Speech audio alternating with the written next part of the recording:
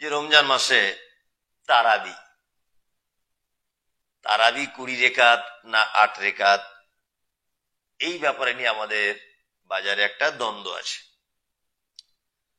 আম্মাজান আয়েশা সিদ্দিকা রাদিয়াল্লাহু তাআলা আনহা থেকে একটি হাদিস বর্ণিত, তিনি বলেন যে আল্লাহ রাসূল সাল্লাল্লাহু আলাইহি ওয়াসাল্লাম রমজান বা রমজানের বাইরে 11 রাকাতের বেশি কিয়ামুল লাইল পড়তেন না, অর্থাৎ তারাবি পড়তেন না, তাহাজ্জুদ বা তারাবি পড়তেন না, 11 রাকাতের বেশি পড়তেন না। এখানে একটা জিনিস মাথায় রাখতে হবে, লা ইয়াজিদ, হাদিসে শব্দ এসেছে আল্লাহ রাসূল সাল্লাল্লাহু আলাইহি ওয়াসাল্লাম 11 রাকাতের বেশি পড়তেন না। আম্মাজান আয়েশা সিদ্দিকা রাদিয়াল্লাহু তাআলা আনহা তিনি যদি বলতেন যে আল্লাহ রাসূল 11 রাকাতের কম পড়তেন না, হাদিসটি ভালো করে বুঝুন। আম্মাজান আয়েশা রাদিয়াল্লাহু তাআলা আনহা তিনি যদি বলতেন যে আল্লাহ রাসূল 11 রাকাতের কম পড়তেন না, তাহলে বেশি পড়ার একটা অপশন ছিল। কিন্তু আম্মাজান আয়েশা রাদিয়াল্লাহু তাআলা আনহা তিনি বলছেন যে আল্লাহ রাসূল সাল্লাল্লাহু আলাইহি ওয়াসাল্লাম বলেছেন, আমি দেখেছি যে আল্লাহ রাসূল 11 রাকাতের বেশি পড়তেন না। সুবহানাল্লাহ। যারা 20 রাকাত তারাবি নিয়ে ব্যস্ত রয়েছেন, আপনাদের কাছে বিনীত অনুরোধ যে হাদিসটি বোঝার চেষ্টা করুন। আম্মাজান আয়েশা বলছেন আল্লাহ রাসূল 11 রাকাতের বেশি পড়তেন না, তার মানে বেশি পড়ার আর অপশন নেই। যদি তিনি এই শব্দটা ব্যবহার করতেন যে আল্লাহ রাসূল 11 রাকাতের কম পড়তেন না, তাহলে বেশি পড়ার সম্ভাবনা ছিল। কথাটি বোঝার, মূল্যায়ন করার চেষ্টা করবেন। 8 রাকাত তারাবি, 3 রাকাত বেতের পড়বেন, এটাই হচ্ছে সুন্নাত।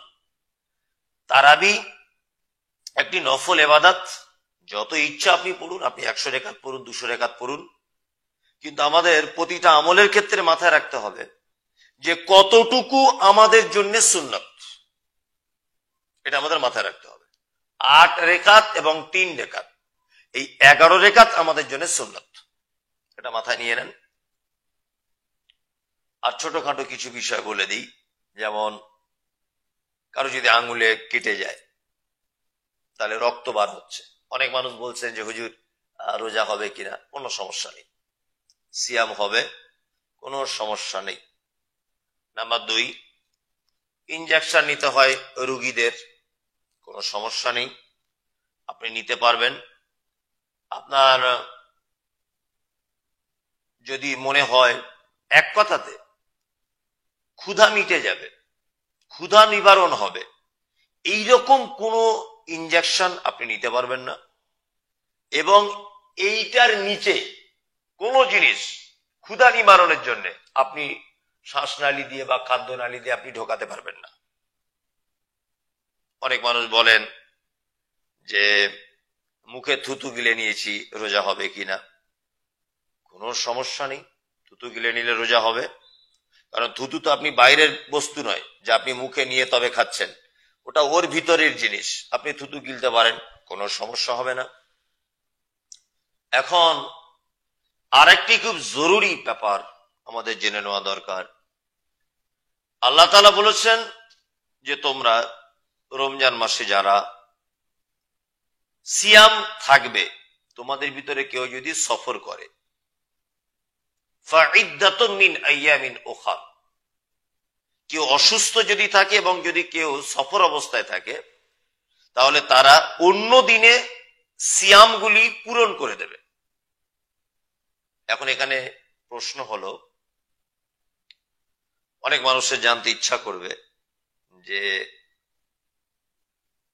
কেমন ধরনের অসুখ হলে রোজা ছাড়া যাবে। যে কোনো অসুখ, আপনার জ্বর হয়েছে, আপনার পায়খানা হচ্ছে, আপনার শরীরে কোথাও কেটে গেছে, ডাক্তার ঔষধ খেতে বলেছে, আপনি ঔষধ খান, সিয়াম ভঙ্গ করুন, কোনো সমস্যা নেই। তারপরে আবার অন্য মাসে সিয়াম পূর্ণ করে দেবেন। আল্লাহ আপনাকে অপশন দিয়েছে, আল্লাহ অপশন যখন দিয়েছে আপনি অপশন নিতে পারেন, কোনো সমস্যা নেই।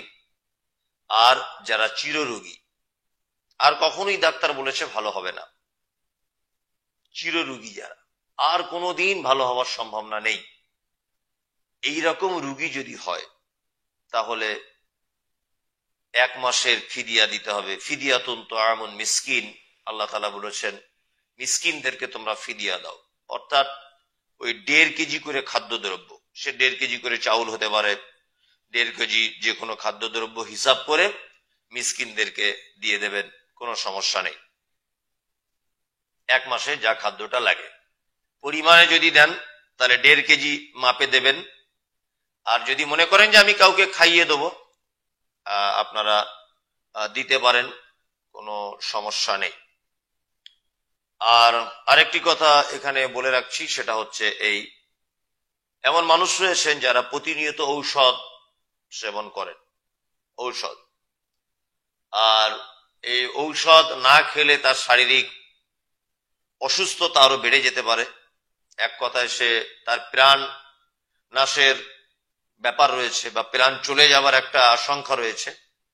এইরকম কোনো পরিস্থিতির মানে সম্মুখীন যদি কোনো রোগী হয়, সেই ক্ষেত্রেও ফিদিয়া দেওয়া যাবে, কোনো সমস্যা নেই। ডাক্তার বলেছে কোনোদিন ভালো হবে না, ঔষধ খেয়েই যেতে হবে, সে ফিদিয়া দেবে, কোনো সমস্যা নেই। মারা গেলাম, আচ্ছা আমার স্ত্রী টাকা পাবে, পেনশন পাবে? পাবে, পাবে না? আমার স্ত্রী চাকরি করত, ও মারা গেল, আমি পাবো? পাবো না। লক্ষ্মীর ভান্ডার কারা পায়? ওরা পায় না, ওরা পায়। সরকারি যত সুযোগ সুবিধা কারা পাচ্ছে এখন? মহিলা, তাই না?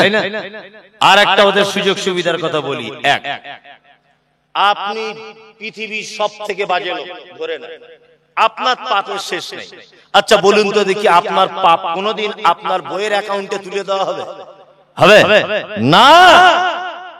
কিন্তু আপনি যাকে বিয়ে করেছেন, আপনি বেঁচে থাকা অবস্থায় যদি আপনার স্ত্রী পরকীয়াতে লিপ্ত হয়, আপনি বেঁচে থাকা অবস্থায় যদি আপনার বিবি বেপরদাতে চলে, আপনি বেঁচে থাকা অবস্থায় আপনার বিবি যদি কোনো অন্যায় কাজ করে, আর আপনি যদি সেটা জানার পরেও সাবধান না করেন, তাহলে বলুন তো দেখি পাপ কার হবে? কার হবে? স্বামীর অ্যাকাউন্টে পাপ জমা হয়ে যাবে। তার মানে এখানে স্ত্রীরা এত ভাগ্যবতী যে পাপ করলো ও, কিন্তু আপনার অ্যাকাউন্টে জমা হয়ে গেল। সারা পৃথিবীর দৃষ্টিতে যদি আপনি দেখেন, তাহলে পুরুষের থেকে নারীর মর্যাদা অনেক অনেক গুণে বেশি দিয়েছে। কে দিয়েছে? দুনিয়ার মানুষ দিয়েছেন। আপনি ট্রেনের দিকে দেখুন, লেডিস স্পেশাল গাড়ি দেওয়া হয়েছে, পুরুষ স্পেশাল গাড়ি নাই। আপনি কলকাতার বাসে উঠুন, দেখবেন লেখা আছে লেডিস সিট, আপনি বসলে জরিমানা হয়ে যাবে। কে পাবে? না স্কুলে যাবেন, মাধ্যমিক দিবেন, কে বিয়ের জন্য টাকা পাবে? না মহিলা পাবে। সারা পৃথিবীতে যত সিস্টেম রয়েছে, তার ভিতরে উত্তম সিস্টেম নারীদের জন্য ব্যবহার করা হয়েছে। আল্লাহ বলে, নারী রে, তোকে তো দুনিয়াতেই মর্যাদা যা দিলাম, আমার নিকটে মর্যাদা কতটা একবার দেখে নে। পবিত্র কোরআন বলছে, নবী আপনি বলুন, কুল ইন কানা আবাউকুম ওয়া আবনাউকুম, সারা পৃথিবীতে যত ভালোবাসার জিনিস রয়েছে, সারা পৃথিবীতে যত আদরের জিনিস রয়েছে, সারা পৃথিবীতে যত মহব্বতের জিনিস রয়েছে, আল্লাহ বলছেন কুল, নবী আপনি বলে দেন, আবাউকুম, সারা পৃথিবীর যত রকমের অট্টালিকা, যত রকমের টাকা পয়সা, যত রকমের বিল্ডিং বালাখানা, আমি আল্লাহ সুবহানাহু ওয়া তাআলা পৃথিবীর প্রতিটা পুরুষকে বলে দিয়ে গেলাম, তোমার আব্বা আর তোমার মায়ের থেকে ভালোবাসা, তোমার আব্বা আর তোমার মায়ের থেকে ভালো জিনিস সারা পৃথিবীতে আর কিছু নাই। কে বলছে এটা? আল্লাহ। এবার আপনাদেরকে বলি, বলুন তো সারা পৃথিবীর এই মুহূর্তের আশ্চর্য জিনিস কি? ব্যাবিলনের শূন্য উদ্যান আশ্চর্য জিনিস। আশ্চর্য কি? চীনের প্রাচীর। আশ্চর্য কি? সারা পৃথিবীতে আশ্চর্য হচ্ছে এটা, সূর্য পূর্ব দিকে ওঠে, পশ্চিম দিকে নির্দিষ্ট টাইমে অস্তমিত হয়ে যায়। আশ্চর্য জিনিস কি? আশ্চর্য জিনিস হচ্ছে আপনার বীরভূম জেলার মামু ভাগনা পাথর। আশ্চর্য জিনিস কি না কাশ্মীরের সৌন্দর্য, এগুলো আশ্চর্য জিনিস, তাই না? কিন্তু আল্লাহ নবী সাল্লাল্লাহু আলাইহি ওয়াসাল্লাম তিনি কি বলছেন? আল্লাহ নবী সাল্লাল্লাহু আলাইহি ওয়াসাল্লাম বলেছেন সারা পৃথিবীটা সম্পদ, সারা পৃথিবীটা সম্পদ, কিন্তু সারা পৃথিবীর সবথেকে শ্রেষ্ঠ সম্পদ আল মারাতুস সালিহা, নেককারিনী নারী থেকে সারা পৃথিবীতে উত্তম কোন জিনিস আর নাই। তার মানে নারীদের মর্যাদা অনেক অনেক গুণে কি বেশি। মা হিসাবে নারীর মর্যাদা বেশি, কন্যা হিসাবে নারীর মর্যাদা বেশি, খালা হিসাবে তার মর্যাদা বেশি, স্ত্রী হিসাবে তার মর্যাদা বেশি। দুটো একটা করে মর্যাদার কথা বলি, মায়েরটা সবার শেষে বলবো, আগে বেটিরটা বলি। পর পর বৌমা চারটে বেটি হয়েছে, শাশুড়ি আর মুখ তুলে কথা বলে না, একেবারে সেই ধান সিদ্ধ করা হাঁড়ির মতো মুখ হয়ে গেছে শাশুড়ি। সারা পশ্চিম বাংলা যদি আপনি সমীক্ষা করেন, সারা ভারতবর্ষ যদি আপনি সমীক্ষা করেন, অসংখ্য মেয়েরা নির্যাতনের শিকার হচ্ছে শুধুমাত্র কন্যা সন্তান জন্ম দেওয়ার কারণে। হচ্ছে না? হচ্ছে। কত শাশুড়ি বলে বেটাকে, বলেছিলাম তখন ফটিকের বেটিকে বিয়ে কর, যদি করতিস আপনি তিনটে বেটা হয়ে যাবে। কাকে বিয়ে করলি? বেটার মুখ আর দেখতে বলি, বলছে না? আল্লাহ আল্লাহ। এই বেটি আছে আপনাদের ঘরে? কাদের আছে? মাশাআল্লাহ। আপনাদের ব্যাপারে চমৎকার একটা কথা বলি, আল্লাহু আকবার আল্লাহু আকবার। বেটিদের এই দেখুন একটা কথা বলি, আমি বক্তব্য দিতে দিতে অনেক জায়গায় বলি যে বাজারে সব থেকে দামি চকলেট আপনার বেটির জন্য আনবেন। আজকে থেকে নিয়ত করুন, বাজারে সব থেকে ভালো জামা আপনার বেটির জন্য কিনবেন। বাজারের সব থেকে ভালো বিরিয়ানির দোকান থেকে বিরিয়ানি এনে আপনার বেটিকে খাওয়াবেন। কারণ কি বলুন তো? কারণ হচ্ছে এই আল্লাহ রাসূল সাল্লাল্লাহু আলাইহি ওয়াসাল্লাম বলছেন আমি আর এতিমের দেখাশোনাকারী, যারা এতিমের দেখাশোনা করে জান্নাতে এইভাবে থাকবো। এইটা বলার পরে তিনি দুটো আঙ্গুলকে ফাঁক করে দিলেন এইরকম। এই যে মধ্যমা তর্জনী আঙ্গুল যতটা ডিফারেন্স, এতটা ডিফারেন্সে আমি আর এতিমের দেখাশোনাকারী থাকবো। তারপরে আল্লাহ রাসূল বলছেন আমি আর কন্যার পিতা, আমি আর মেয়ের বাপ জান্নাতে এইভাবে থাকবো। এইটা বলার পরে দুটো আঙ্গুল এক জায়গায় জমা করে দিলেন। সুবহানাল্লাহ। তার মানে আপনি এত ভাগ্যবান পুরুষ, আপনার বাড়িতে আপনার মেয়ে হয়েছে, মানে আপনার ভাগ্য এত ভালো যে আপনি মুহাম্মদ সাল্লাল্লাহু আলাইহি ওয়াসাল্লামের গায়ে গা ঠেকিয়ে জান্নাতে থাকবেন। সুবহানাল্লাহ। কালকে বলবেন যদি টাইম না থাকে, না আজকে বলে লাভ। আপনি মুহাম্মদ সাল্লাল্লাহু আলাইহি ওয়াসাল্লামের গায়ে গা ঠেকিয়ে কোথায় থাকবেন?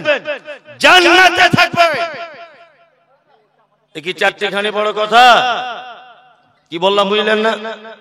কিন্তু আমাদের সমাজ বেটিদেরকে যে এমন করে দিয়েছে, একদম কোণঠাসা করে দিয়েছে। দিয়েছে না? দিয়েছে। অথচ ইসলাম তাদের মর্যাদা এত বাড়িয়েছে, এত বাড়িয়েছে, আপনি ধারণাতেই আসবেন। মেয়েরা শুধু একটা ব্যাপারে অভিযোগ করতে পারে, তবুও অভিযোগের কোনো কথা নেই। বাপের সম্পত্তি পুরুষ পাবে কয় ভাগ? 2 ভাগ। আর মেয়েটা পাবে 1 ভাগ। ও একটু মন খারাপ করতে পারে, তাই আমার সম্পত্তিটা হাফ হাফ করে দিলে হতো না? করতে পারে। এবার আপনাদেরকে আমি একটা যুক্তি দেখাই। আল্লাহ কত লজিক, আল্লাহ কত বুদ্ধি করে সিস্টেম গুলো করেছেন। সুবহানাল্লাহ। এই এদিকে ফিরুন, আমি আমার বাপের ভাগ পেলাম কটা? 2টা। আমার স্ত্রী ওর বাপের কাছ থেকে ভাগ আনলো কটা? 1টা। তাহলে আমার স্ত্রী আর আমার মিলিয়ে কটা ভাগ? 3টা। আমার দুলা ভাই ওর বাপের কটা ভাগ পেয়েছে? 2টা। আর আমার বোন আমার কাছ থেকে নিয়ে গেছে কটা? 1টা। তাহলে ওদেরও 3 ভাগ, আমাদেরও 3 ভাগ। অসুবিধা কোথায়? বরাবর বরাবর বরাবর। আর একটা সুবিধার কথা বলি, অনেক মেয়ে, আপনাদেরকে ভাববার জন্য বলছি, মায়েরা যারা আছেন, আপনার বাপের কুলের মায়ের কুলের কুটুম কার বাড়িতে বেশি আছে? মেয়ের বাড়িতে না বেটাটার বাড়িতে? মেয়ের বাড়িতে। না, ছেলেটার বাড়ি। ওর ভাইয়ের কাছে তোমার বাপের যত কুটুম তোমার ভাইয়ের কাছে আসবে, তাই না? তোমার মায়ের যত পাতানো কুটুম আসবে কার কাছে? তোমার ভাইয়ের বাড়ি। তোমার বাড়িতে কেউ সহজে যাবে না। ধরে নাও তোমার তালাক হয়ে গেছে বিয়ের পরে, কোনো কারণে তুমি কার কাছে এসে উঠবে? ভাইয়ের কাছে, ভাইয়ের কাছে, তাই না? যদি তুমি 50-50 নিয়ে চলে যেতে তাহলে তোমার ভাই কি বলতো? তুমি 50% নিয়ে চলে গেছে, এখন আর জায়গা নেই, তালা মেরে দেবো, তুমি অন্য জায়গায় দেখো। কিন্তু এখানে যে 1 ভাগ বেশি করে নিয়ে রেখেছে, ও তবু বলতে পারবে যে ভাই তুই 2 ভাগ নিয়েছি, আমি 1 ভাগ নিয়েছি রে, আমাকে একটু মাথা গোঁজার মতো ঠাঁই দে। বলবে কি বলবে না? বলবে। ইসলাম বিচার করেছে একেবারে সঠিক, কোন রকমের এর ভিতরে আর সুচ গলাবার জায়গা নাই। এইবার আপনাদেরকে আমি একটা কথা বলি, কন্যা হিসাবে কত মর্যাদা ও পেয়েছে। আম্মা জান আয়েশা সিদ্দিকা রাদিয়াল্লাহু তাআলা আনহা তিনি বলছেন, বিশ্ব নবী বাড়িতে নাই, এমন সময় একজন মহিলা এলো 2টি কন্যা সন্তানকে সাথে নিয়ে আমার দরজায় এসে, কে কে আছো বলো। আম্মা জান আয়েশা বলছেন, আমি আছি। একজন মহিলা বলছে, মা আমরা 3 জনাই ক্ষুধার্ত রয়েছি, আমরা 3 জনাই না খাওয়া অবস্থায় রয়েছি, আমি একজন ভিখারিনী, আমাকে কি কিছু ভিক্ষা দিবে? আম্মা জান আয়েশা বলছেন, ও দয়ার নবী গো, আমার বাড়িতে খাবার কিছু ছিল না, আমি একটা খাজুর ছিল সেটাকে দিয়ে দিলাম। আমি মহিলাটিকে দেখতে পেলাম খাজুরটা 2টা ভাগ করে, 2টা অংশ ভাগ করে 2টি কন্যা সন্তানকে দিয়ে দিল, আর নিজে খেলো না, 2টি মেয়েকে ভাগ করে দিল। আল্লাহর রাসূল বাড়িতে এলেন, আম্মা জান আয়েশা বলছেন, আমি এই ঘটনাটা নবীজিকে বর্ণনা করলাম, ও দয়ার নবী গো, আজকে আমাদের বাড়িতে এই রকম ঘটনা ঘটেছে। বিশ্ব নবী বলছেন, আয়েশা শোনো, এই রকম বেটিদেরকে নিয়ে কোন বাপ এবং মা যদি বিপদে পড়ে যায়, তাহলে আমি মুহাম্মদ সাল্লাল্লাহু আলাইহি ওয়াসাল্লাম, আমি আর ওই কন্যার পিতা, আমি আর ওই মেয়েটার বাপ জান্নাতের ভিতরে এইভাবে থাকবো। এইটা বলার পরে নবীজি 2টো আঙ্গুলকে এক জায়গায় জমা করে দিলে, এক জায়গায় জমা করে দিলে। আল্লাহ, তার মানে বেটি হলে মুখ কালো করার কোন আর প্রশ্ন নাই, বরঞ্চ ছেলে হলে মিষ্টি যা দিবেন, বেটি হলে তার 4 গুণ দিবেন। কারণ হচ্ছে এই যে এর কারণে আপনি নবীর সাথে জান্নাতে থাকবেন। কি 4টিখানি বড় কথা। আল্লাহ চলুন এইবার আপনাদেরকে বলি, স্ত্রী হিসাবে মর্যাদা কতটা? স্ত্রী মর্যাদা আছে না নেই? আছে, আছে। কত মর্যাদা? আমরা তো সারা জীবন ওদেরকে ঘরে ঢুকিয়ে দিয়েছি 2-3টে কথা বলে, বেশি ফটর ফটর করবি না, আমার পায়ের তলায় তোর জান্নাত, মাল পাবি না, আমার যদি সেবা যত্ন না করবি জান্নাত পাবি, এই বলে ওদেরকে ঘরে ঢুকিয়ে দিয়েছি। আর একটা কি বলেছি, বাজারে ঘাটে যাবে না, পর্দা করে ঘুরবে, বোরকা পরে ঘুরবে, দুনিয়া সম্পর্কে তোমার কিছু জানার দরকার নেই, যা পারবো আমি করব, তুমি আমার উপরে যদি কথা বলো তাহলে জান্নাত তোমার চলে গেল। এ দেখছে ভয় তত্তর করে মেয়ে ছেলে জাত বুঝে কম, বুঝলেন না? তবে এ বুঝে কম এটা বলবো না, এদের যা বুদ্ধি, যখন তখন পুরুষ মানুষকে আন্ডার প্যান্ট পরিয়ে ঘুরিয়ে দিতে পারে। এদের বুদ্ধি বাবা, গিঠে গিঠে বুদ্ধি। কি বললাম বুঝলেন? সাংঘাতিক এদের বুদ্ধির। বলবো একটা কথা বলি, এটা তো সোশ্যাল মিডিয়ায় শুনেছেন, তারপরেও বলছি, দেখুন কেমন লাগে এদের বুদ্ধিটা। দেখুন, একটা স্কুলের হেডমাস্টার, অনেকবার শুনেছেন মোবাইলে, একটা স্কুলের হেডমাস্টার শীতকালে হাঁসের গোশত খেতে তার খুব ইচ্ছা করেছে। মেয়েদের বুদ্ধিটা শুনে তা বাজার থেকে একটা হাঁস কিনে নিয়ে এসেছে। ওর স্ত্রীকে বলছে, আজকে স্কুল ছুটি, জুম্মার দিন, তা হাঁসটা জুত করে রান্না করো, আমি জুম্মা পড়ে এসে খাবো। এক কাজ করো, রান 2টা আমাকে দিবে। রান বুঝেন? বলছে রান 2টা আমাকে দিবে, বাকিগুলো তোমরা ছেলে মেয়ে সব ভাগ করে খেয়ে নিও। এখন ওর স্ত্রী রান্না করতে করতে খুব ভালো সেন্ট উঠছিল, একটা রান পটাম করে খেয়ে নিয়েছে। এখন ওর এসেছে জুম্মার নামাজ পড়ে বাড়িতে। বাড়িতে আসার পরে ওর স্ত্রী ভাত বেড়ে দিয়েছে, প্লেটে ভাত, তরকারিতে দিয়েছে একটা বাটিতে। এখন মাস্টার আঙুল দিয়ে দিয়ে দেখছে যে রান কটা আছে। মেয়েদের বুদ্ধি বলছি, রান দেখছে ঘেটে ঘেটে এরকম করে, বলছে আগো খাদিজার মা, একটা রান দিলে কেন? রান তো বললাম 2টো দিতে। তখন খাদিজার মা বলছে, মাস্টার সত্যি করে বলো তো দেখি, তোমায় চাকরি দিয়েছে কে?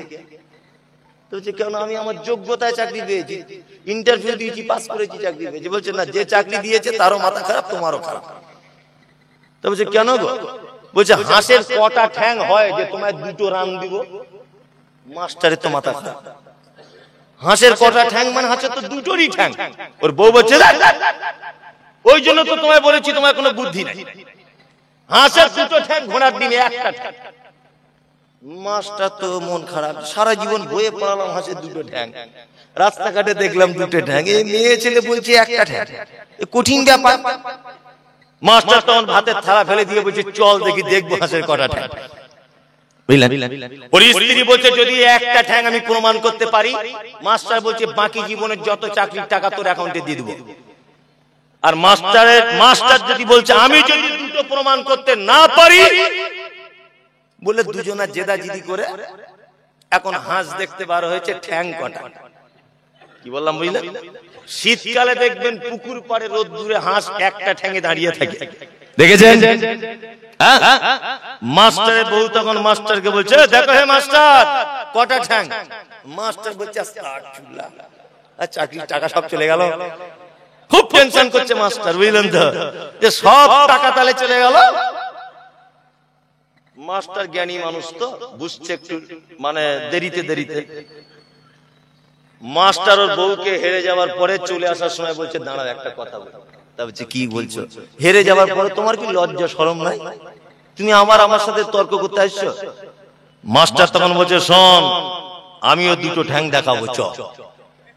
বলে একটা ইটের টুকরো নিয়ে হাঁসের দিকে মেরেছে, হাঁস দুটো ঠ্যাং বার করে ছুটছে। মেয়ে ছেলে বুদ্ধি দেখুন তবুও হারবে না। মাস্টারের বউ বলছে মাস্টার সত্যি করে বলো দেখি এতক্ষণ কটা ঠ্যাং ছিল? বলছে এতক্ষণ একটা ছিল। বলছে দুটো কি করে হলো? বলছে ইট মেরেছি তাই দুটো বার করে ছুটছে। মাস্টারের বউ বলছে শোনো, তাহলে বাজারে যে হাঁসটা কিনেছো আল্লাহর কসম দিয়ে বলো তুমি কি ইট মেরেছিলে? বলছে না ওটা ইট মারা হয়নি। বলছে তাহলে ওই মালটার একটাই ছিল, তুমি এখন ইট মেরেছো বলে দুটো হয়েছে, তুমি তো বাজারে কেনার সময় ইটটা মারোনি। কি বললাম বুঝলেন না? ওদের পাল্লাতে পড়বেন না, আপনাকে পাগল করে ছেড়ে দিবে। কত স্কুল হেডমাস্টারকে দেখছি আন্ডারপ্যান্ট পরে ঘুরছে। সত্যি বলছি, ওদের পাল্লায় যাবেন না, কঠিন বুদ্ধি ওদের বুদ্ধি না এটা ভাববেন না। শুনুন মুহাম্মদ সাল্লাল্লাহু আলাইহি ওয়াসাল্লাম তিনি বলছেন কি ওই পুরুষ মানুষ সব থেকে আল্লাহর নিকটে উত্তম যে পুরুষ মানুষ তার স্ত্রীর কাছে উত্তম। না না কি করবেন করুন, খুব ফটর করছিলেন আমার পায়ের তলায় জান্নাত।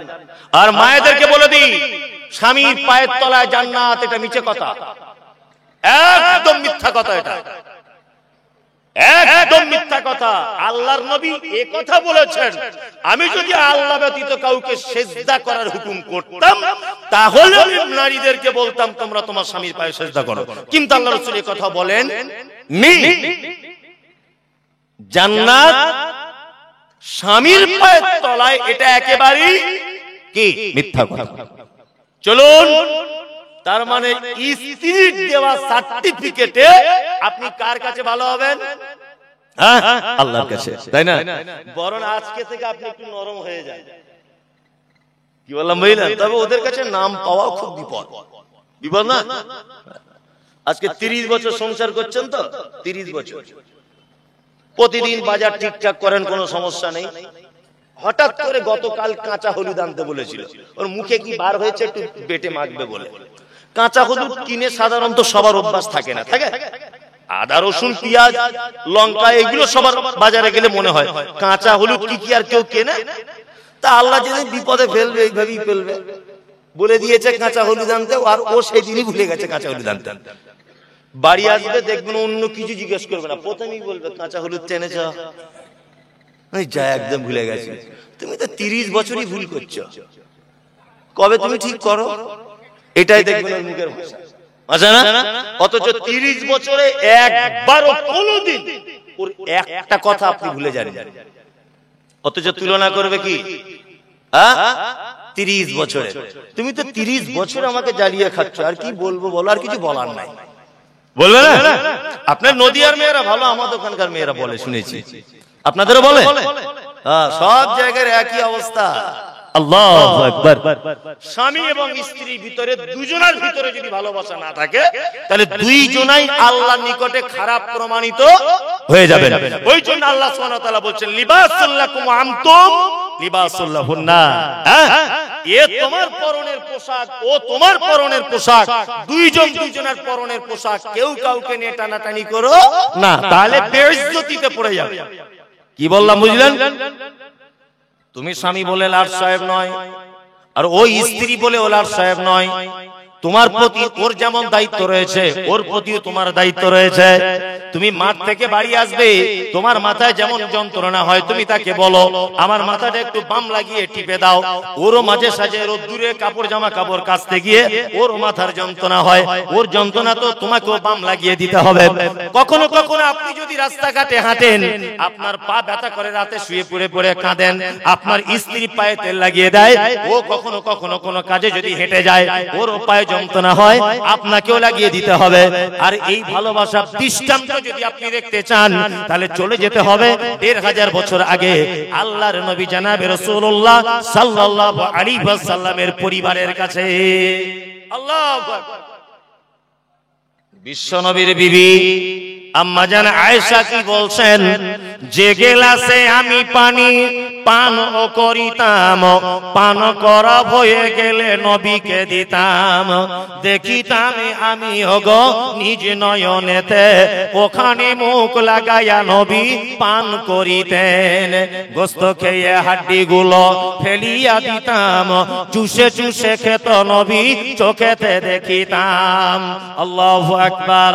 আম্মা জান আয়েশা বলছেন আল্লাহর নবী আমাকে এত ভালোবাসতেন, এত মহব্বত করতেন, এত প্যার করতেন, এত হামদর্দি ছিল, দুজনের ভিতরে এত সম্পর্ক গাঢ় ছিল।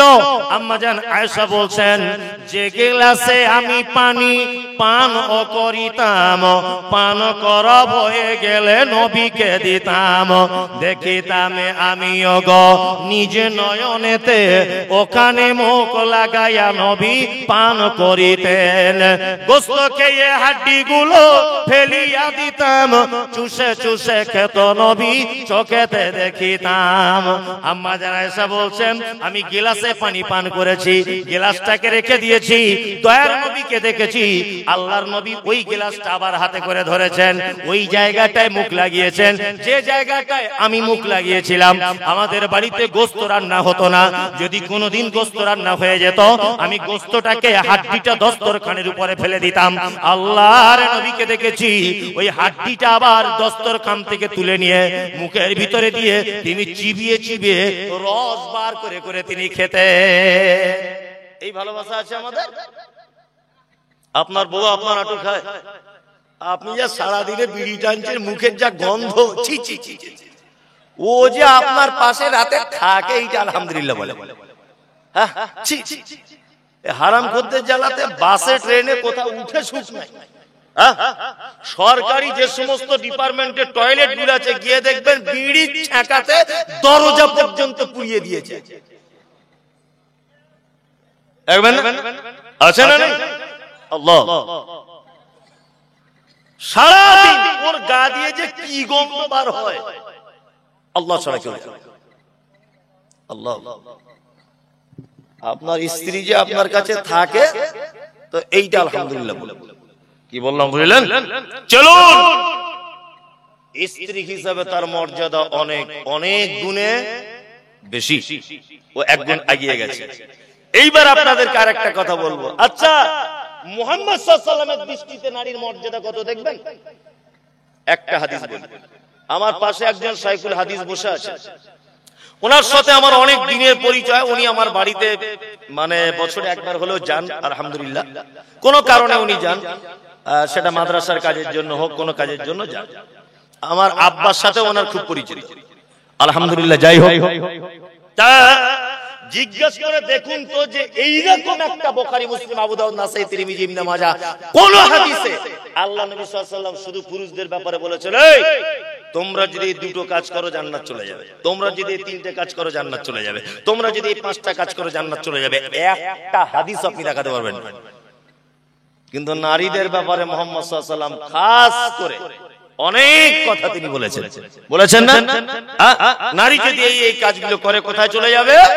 জান্নাতে। এক, আল্লাহর নবী বলছেন আল মারআতু ইজা সাল্লাত খামসাহা, একজন নারী যদি 5 ওয়াক্তে সালাত যদি আদায় করে, 5 ওয়াক্তে সালাত আদায় করবে। একজন মেয়ে কতদিন? না 1 মাসের ভিতরে কেউ নামাজ পড়বে 23 দিন, কেউ নামাজ পড়বে 25 দিন, কেউ নামাজ পড়বে 27 দিন। বাকি দিনগুলোকে আল্লাহ ছুটি দিয়ে দিয়েছে। আল্লাহ কি দিয়েছে? ছুটি দিয়ে দিয়েছে। ওটা আল্লাহর পক্ষ থেকে কাজা করা লাগবে কি না? কোন কাজা করা লাগবে না, আল্লাহর পক্ষ থেকে ছুটি। তাই তো? চলুন এবার বলি, 5 ওয়াক্ত নামাজ হয়ে গেল। অসামাত শাহরাহা, আর 1 মাস সিয়াম পালন করবে। রোজা রাখবে কতদিন? 1 মাস। তাই তো? আতাআত বালাগা, আর স্বামীর সেবা করবে। কি করবে? স্বামীর সেবা করবে। জান্নাত যদি একজন মহিলা যেতে চায় কি করবে? স্বামীর সেবা করবে। করে তো আপনাদের? করে? ওই লোক মানে বেচারা খুব কষ্টে আছে, বুড়া মানুষ খুব কষ্টে আছে, তাই না? আসলে ওর কাছে সেবা পাওয়া খুব মুশকিল, বুঝলেন? তবে ওর কাছে সেবা যদি পেতে চান, আপনার সারা রাত পাঠিয়ে 1 টাকা যদি করে, আমি বলে দিয়েছি আজকে থেকে শুরু করুন, দেখবেন যদি না পাঠিয়ে তো আপনার কি বলেছি, শুধু আপনি ওর প্রশংসা করবেন। সত্যি তোমার হাতের তরকারি, বহরমপুরের কি হোটেলের কথা বলছো, তোমার হাতের তরকারি কার কাছে শিখেছিলে বলো তো? দেখবেন ধিং ধিং করে নাচবে, শুধু ওর একটু প্রশংসা করবে। সত্যি তোমার মাথার চুল, সত্যি তুমি যা সুন্দরী, শুধু মায়ের সাথে প্রশংসা করে দেবেন। কি বললাম বুঝলেন?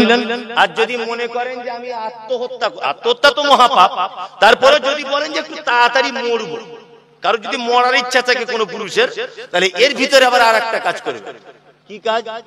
রাতে শোয়ার সময় বলবেন তোমার হাতের রান্না খুব সুন্দর, তোমার ঠোঁট গোলাপি কালারের দেখতে, তোমার চোখ টানা টানা, তোমার মানে হাঁটু পর্যন্ত দোলানো চুল, আর তোমার হাতের রান্না, তোমার চলন, তোমার আব্বা মা সব কিছু আমার পছন্দ। তবে একটা জিনিস খুব খারাপ, তোমার আব্বারা লোক খুব জুতের লাই। এইটা আজকে রাতে বলবেন তো? রাতে নয় বালিশ মুখে দিয়ে মেরে দিবে, আর না সকালে দানা ওষুধ খাইয়ে দেবে। ও সব সহ্য করবে, বাপের বাড়ি বদনাম সহ্য করবে না। পৃথিবীতে একটা প্রাণী আছে যার খায় তার বদনাম করে, তার নাম নারী। কি বললাম বুঝলেন? পাশের বাড়ি গিয়ে গল্প করছে, বুবু তোকে একটা কথা বলবো। তাহলে কি বলছে? বলিস না কপাল খারাপ। কেন রে তোর কপাল খারাপ বুবু? 13 বছর বিয়ে দিয়েছে আমার আব্বা, 13 বছরই জ্বলছি দাউ দাউ করে, মনে হচ্ছে আগুনের উপরে বসে আছে। শাশুড়ি ওই যে বাবা বিন্দু মাসির মতো, শ্বশুর আরো 1 ঘাট বাড়া, অথচ বদনাম করছে আপনার শাড়ি যেটা পরে আছে আপনি এই হাটে এনে দিয়েছিলেন, আপনার গুড় বেচা টাকা দিয়ে ওর ব্লাউজ কেনা, আপনার ধান বেচা টাকা দিয়ে ওর নাকের ফুল কেনা, সব আপনার টাকা দিয়ে কেনা। ও শরীরে এখন যা আছে সব আপনারই টাকা, কিন্তু পাশের বাড়ি গিয়ে বদনাম করছে 13 বছর জ্বলছি। কি বললাম বুঝলেন? এর নাম কি? নারী। কি বললাম বুঝলেন তো? আপনাদেরকে একটা কথা বলি, এদের প্রেমে পড়ুন, অসুবিধা কিছু নেই, তবে অতিরিক্ত প্রেম করতে যাবেন না, তাহলে কিন্তু অসুবিধা হয়ে যাবে, খুব অসুবিধা। কি বললাম বুঝলেন? একটু একটু একটু একটু দূর থেকে বোঝার চেষ্টা করবেন ওকে। আপনার স্ত্রী যদি বুঝতে পেরে যায় যে ও আমাকে ছাড়া আর কিছু বুঝে না, তাহলে আপনাকে যে কি আদা বেটে দিবে তা ও ছাড়া আর কেউ জানে না। ওকে বুঝতে দিবেন না যে আপনি ওকে 100% ভালোবাসেন, তাহলে বিপদ হয়ে যাবে। কি বললাম বুঝলেন? নারী, আল্লাহ নবী সাল্লাল্লাহু আলাইহি ওয়াসাল্লাম বলেছেন কি? ওয়া আতাআত বালাহা, স্বামীর সেবা করবে। কেমন? বিশ্বনবী বলেছেন একজন পুরুষ, একজন মহিলা যদি মারা যায়, মায়েরা যারা আছেন ভালো করে শুনে রেখে দেন, একজন মহিলা যদি মারা যায় আর সেই মহিলার প্রেমের কারণে, সেই মহিলার ভালোবাসার কারণে তার স্বামীর চোখ দিয়ে যদি পানি চলে আসে, আর স্ত্রীর জন্য যদি আফসোস করে বলে, ওগো প্রাণ প্রিয়া, তুমি আমায় ছেড়ে চলে গেলে, পৃথিবীতে আমি কাকে নিয়ে থাকবো? এত ভালোবাসা, এত প্রেম, এত দুজনার মহব্বত, তুমি আমাকে ছেড়ে কেন চলে গেলে বলো? এই বলে যদি স্বামীর চোখে পানি চলে আসে, বিশ্ব নবী তিনি বলছেন ওই মহিলাটা জান্নাত চলে যাবে। কিন্তু তুমি মারা যাবার পরে তোমার স্বামী যদি বলে যে মারা গেল, ঠিক হয়েছে, বড্ড জ্বালাতন করছিলে, এইবার বুঝো, তাহলে তোমার জাহান্নাম।